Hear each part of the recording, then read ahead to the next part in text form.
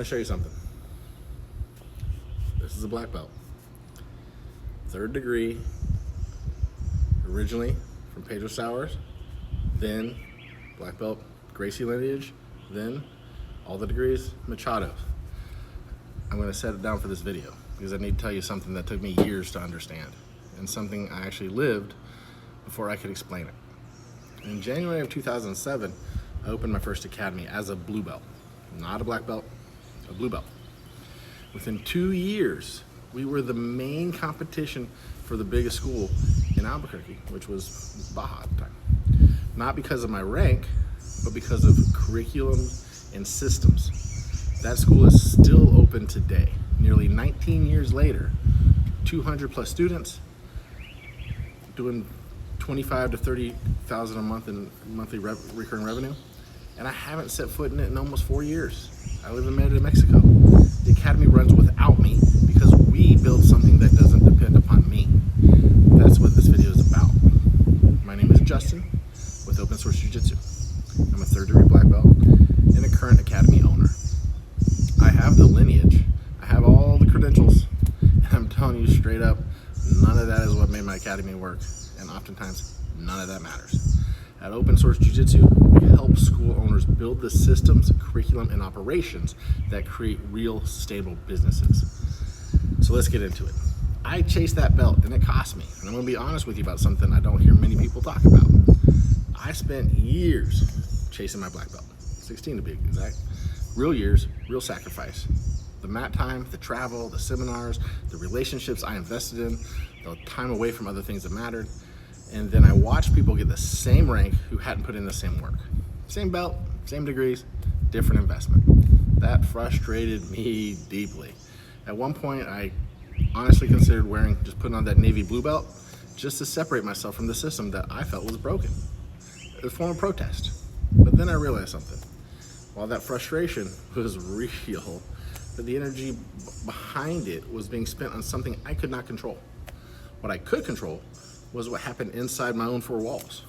When I shifted my focus there to my product, my systems, and my students, everything changed. A lot of owners have been told, directly or indirectly, that rank equals credibility. More stripes, better lineage, higher degree, and so they chase it. They spend years grinding towards the next promotion, traveling to seminars, paying affiliation dues, while their front desk has no systems, their trials are not converting, and they have no idea what their monthly revenue actually is. I opened my academy as a blue belt. I didn't wait for the right credentials. I built the right product. And Gracie Baja, with all of their name recognition, all their lineage, and all their brand, was competing with a blue belts academy because that blue belt had a better curriculum and tighter systems. So let that land. What your students actually care about, right? Think about the last family who walked through your door. What were they really asking about? Schedule, does it fit our life? Safety, will my kid be okay here? Value, is it worth what you're charging? Culture, do people here seem like good people? Not one of them pulled out their phone to look up my lineage. Not one of them asked, what degree are you? They're evaluating your product, how they were greeted at the door, how organized your intro lesson was, how professional you sounded when you explained membership pricing, how other students treated them on day 1. That is your product. And your product either converts them or it doesn't. Your rank is irrelevant to that transaction. I've seen it go both ways. Highly credentialed black belts running academies that are bleeding members, can't make payroll, and are 1 bad month away from closing. And I've seen blue and purple belts, no famous lineage, no affiliation name on the wall, running tight, profitable, growing academies because they figured out the business side. What separates them? They know their numbers. They have a clear, documented curriculum. Their front end converts trials into members. Their operations don't collapse when they leave. They invest in the student experience the same way they invest in their own technique.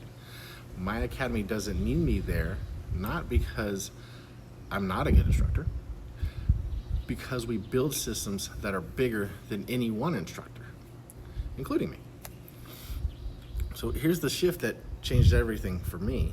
So I stopped spending energy on what I could not control. Who else got promoted, whether the system was fair, what other schools were doing, and I put everything into what I could control. My curriculum, my systems, my student experience, my team, my four walls. That's a decision you can make today. Not someday when you have the right belt. Today.